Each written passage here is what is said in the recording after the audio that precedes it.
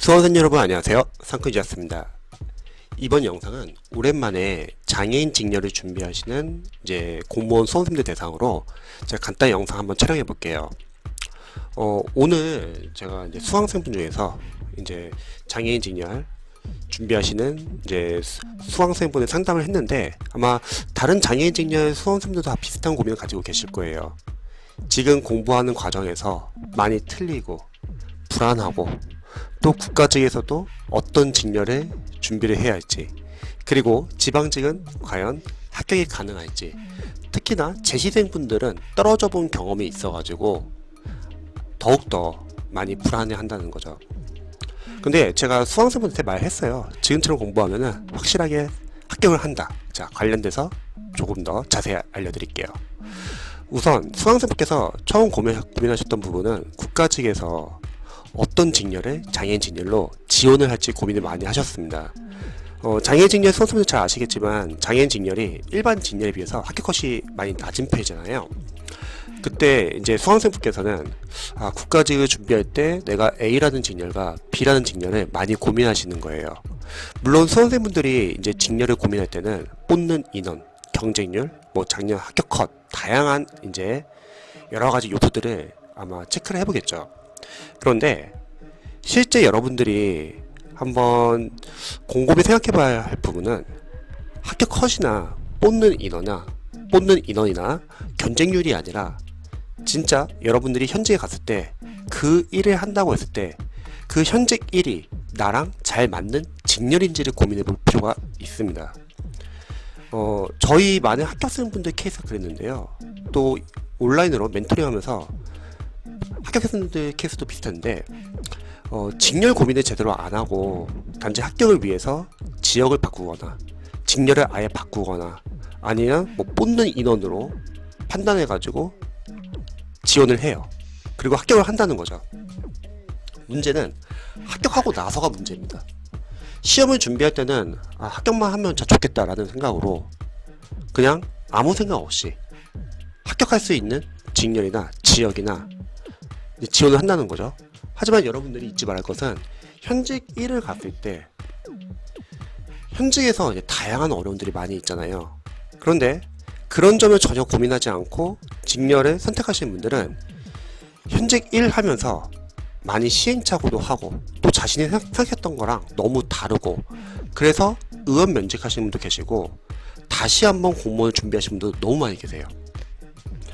그래서 국가직을 만약에 지금 직렬을 고민한다, 장애인 직렬 수험생분들은 일단 각 직렬의 장점, 단점을 유튜브나 아니면 인터넷 서칭으로 한번 검색해보세요. 요즘에 현직자분들도 워낙 유튜브 활동도 많이 하고 블로그도 많이 쓰니까, 그럼 그 현직에서 장점과 단점을 체크해보고 내가 진짜 이 일을 한다고 했을 때, 정년까지 일한다고 했을 때 어떠한 직렬에서 일하는 게 더 행복할지 한번 고민해보시면 좋을 것 같아요.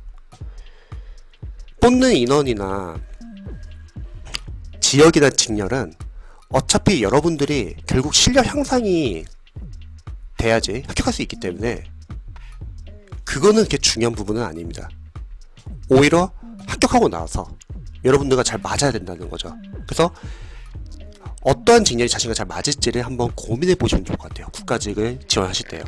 그리고 두 번째는 지방직인데, 지금 이 단계에서는 많은 장애인 직렬 수험생들이 비슷한 고민을 하실 거예요.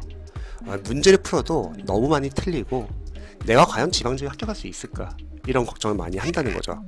그런데 그런 고민은 그냥 모든 수험생들이 다 많이 하세요. 왜냐면 기출을 우리가 해독하고 분석하고 암기하는 것과 문제를 푸는 거는 또 별개일 수가 있거든요. 보통 우리가 기출을 분석해서 단원별로 출제 범위를 확인하고, 뭐가 시험에 나오는지, 뭐가 또 중요한지를 체크하고, 또 암기할 부분은 암기를 하고, 그리고 확실하게 아는 부분은 삭제를 해가지고 줄여나가는 공부를 하고, 그리고 다음에 더 빠르게 해독할 수 있도록 우리가 계속 공부를 하고 있다는 거죠.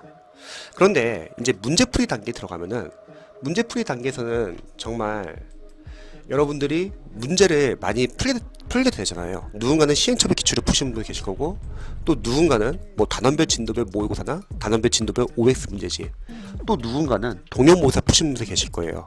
그런데 이 아웃풋 연습을 하면서 많이 틀린다는 거, 여기서 이제 수험생들은 불안감이 찾아온다는 거죠. 하지만 이론을 아는 것과 문제를 푸는 거는 별개일 수 있어요. 여러분들이 문제 풀면서 많이 틀리는 거는 오히려 괜찮은 겁니다. 왜? 지금 틀려야지 나중에 시험장 갔을 때 그 약점을 확실히 알아가지고 맞출 수 있다는 거죠. 지금은 많이 틀려도 돼요. 그리고 그게 정상입니다. 내가 많이 틀린다는 거는 제대로 암기가 안 되었거나 뭔가를 지금 실수하고 있거나 아니면 그 문제가 지엽적일 수도 있다는 거죠. 그래서 너무 걱정하지 마세요. 이거는 일반 수험생들도 마찬가지입니다.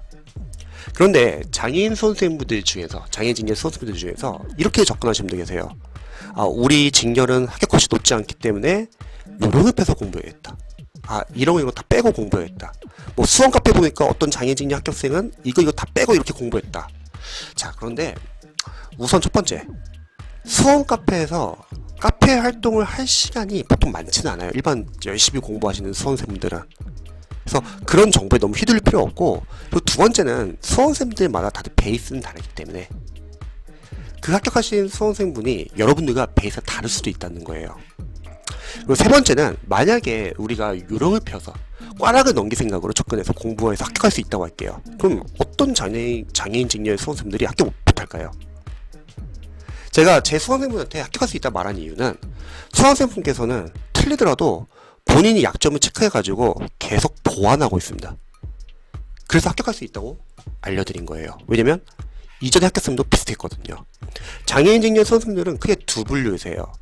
제가 상담을 하고 관리를 해보면은 요령을 펴서 꼼수를 부려서 공부를 하려고 하시는 분들, 컷이 낮다는 전제하에 그렇게 공부를 하게 되면 뭐가 문제냐면 시험에서 조금만 어렵게 나오거나 조금만 본인이 모르는 게 나오면은 틀립니다. 그리고 떨어져요. 하지만 체계적으로 우선순위를 둬가지고 선택과 집중을 하셔가지고 풀어보고 틀보고 약점을 보완하시는 장애인직 수험생들은요, 대다수가 합격을 했습니다. 왜? 시험장 갔을 때는 여러분들이 문제 직접 풀어봐야 되거든요. 그래서 직접 푸는 연습이 중요합니다. 그래서 저희 수강생분께서 걱정을 많이 하셨죠. 많이 틀리는 거에 대해서. 근데 알려드렸어요. 원래 그런 거다. 대신에 지금 빨리 틀려버리고 시험장 가서 맞추면 된다. 지금 하는 고생이 절대 고생은 아니다. 왜? 시험장 갔을 때는 다른 장애인 직렬 수험생분들과 거기서 확실하게 차이를 보여줄 거예요. 미리 틀리고 약점을 보완하신 분들은 비슷한 문제 나왔을 때 대처할 수 있지만, 꼼수를 부리고 제대로 공부를 안 하고 뭔가 과정을 빼려고 하고 그렇게 공부하신 분들은 그 범위에서 벗어난 문제가 나온다? 못 맞춘다는 거죠. 그래서 지금 이 영상을 보고 있는 장애인 직렬 수험생들 중에서 지금 꾸준하게 자신 문제점을 보완하면서 공부하고 있다, 이런 수험생들은 너무 걱정하지 마세요. 꾸준하게 하시기 바랍니다. 그러면 분명히 합격할 거라고 저는 생각합니다. 이전의 데이터도 그런 수험생들은, 그런 장애인 직렬 수험생들 다 합격을 했고요. 여러분도 합격할 수 있다고 생각합니다.